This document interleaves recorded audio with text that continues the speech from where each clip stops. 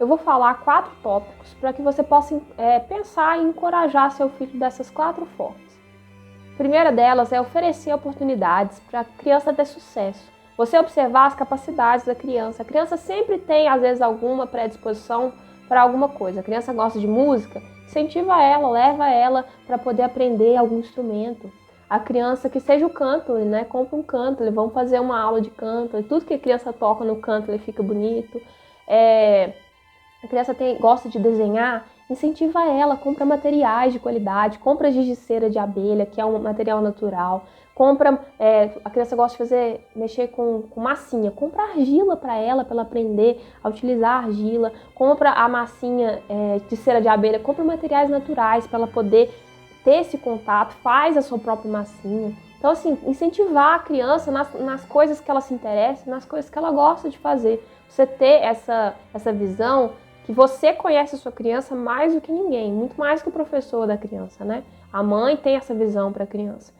Então, você perceber isso, quais são as aptidões, quais são os gostos dessa criança e incentivar esses gostos dela.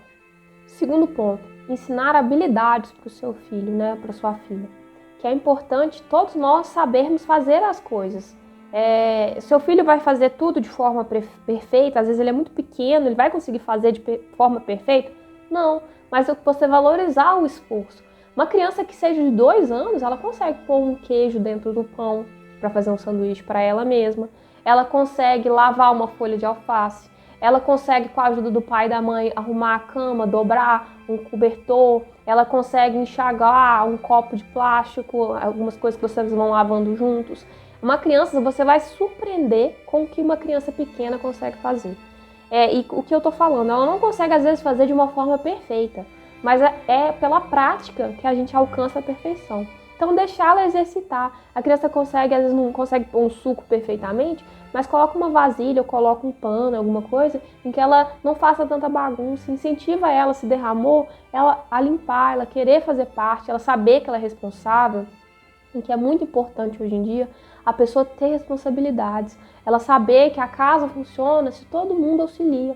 A família é um time, todo mundo precisa ter sua parte nesse time, senão o time fica desequilibrado. Se um time que só tem um jogador que é o melhor de todos, o time geralmente não é muito bom, né? Porque só tem aquele jogador que é bom. Agora, se o time tem jogadores que eles são todos são todos bons e do mesmo nível, às vezes não tão bom, tipo assim, se você pega um isolado, ele não é tão bom quanto aquele do outro time que tem o melhor jogador.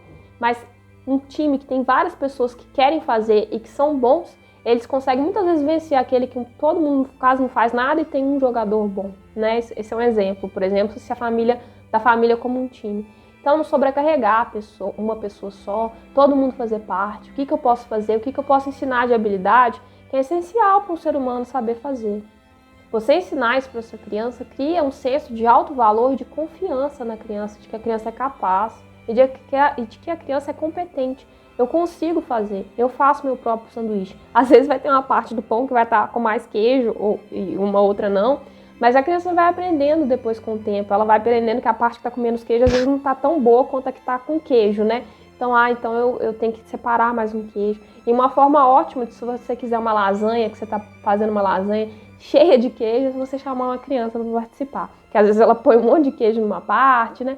Dá essas oportunidades para a criança participar das atividades da casa, que é muito importante para ela ser incluída nelas. Terceiro ponto, tomar cuidado com o que a gente fala na frente da criança sobre o que ela é, porque isso ela absorve e ela depois está sujeita a se tornar. Ah, esse menino é muito preguiçoso, que menino preguiçoso. Às vezes ele vai se tornar um menino preguiçoso. Então falar assim, nossa, esse menino ele gosta de fazer as coisas, né? Falar o positivo, mesmo que a criança às vezes não está querendo fazer. Não, fulano ele é responsável, ele sabe fazer as coisas, a gente está incentivando isso na criança. E o quarto ponto, encorajar os comportamentos positivos, a intenção da criança de estar tentando fazer aquela coisa.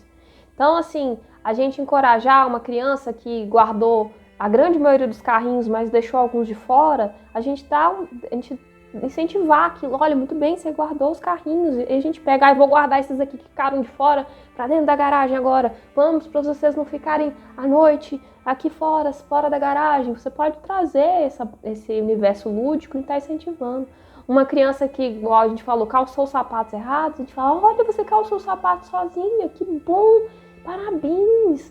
Agora a gente vai trocar os pés, porque esse pé tá igual o pé de curupira, você pode trazer uma brincadeira. Então, assim, a gente está incentivando a criança, dá um abraço. A criança que tentou colocar água no copo e às vezes a água derramou, a gente fala, nossa, que legal, você conseguiu colocar água sozinho. Muito bem, agora bebe essa água aí que a gente vai limpar que ficou no chão, né? Porque a água no chão não pode ficar, senão a gente vai escorregar. E aí a gente pega um pano, chama a criança para participar, pode cantar uma música, faz parte do processo errar. Então a gente incentivar o que a criança acertou, isso traz para ela esse sentimento de que eu sou capaz, eu errei, mas eu fiz algo certo, né? Que é muito importante. O positivo, ele traz isso para a criança. Não quer dizer que você não possa corrigir um comportamento negativo da criança, que é importante corrigir também. Igual eu falei, o não, ele é muito necessário. Mas a gente ficar falando não o dia inteiro para a criança, a gente ficar reprimindo a criança o dia inteiro, quem gostaria de crescer num ambiente assim? Nós, como adultos, em um ambiente de trabalho assim, às vezes está sujeito a surgir estresse, ansiedade, depressão, e com a criança está sujeito também. Então a gente trazer as qualidades e incentivar e encorajar essa criança para o lado positivo.